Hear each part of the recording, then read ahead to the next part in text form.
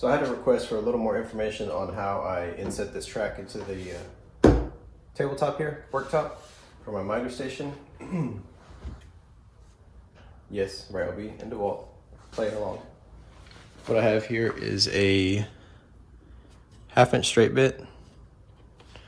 So what I did was mark the location where I wanted the T-track to go, measure the distance from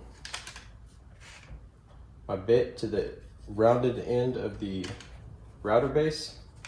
You don't want to go off the flat end because it'll be hard to keep that straight. Just use this round side against your fence. Just any straight scrap board. And what I did here was I put it in place and I actually screwed it to the worktop. If you come up with a way to clamp it, that's fine. So I screwed that in place, made a pass about half my depth all the way along, and then went full depth. And I just used a piece of T-track to set that depth. So I set it up here and just eased that down until I got it to the proper depth. I did have to make a few passes, like I said, 2 for the depth, then I scooted this in to cut the rest of it out. And I did inset this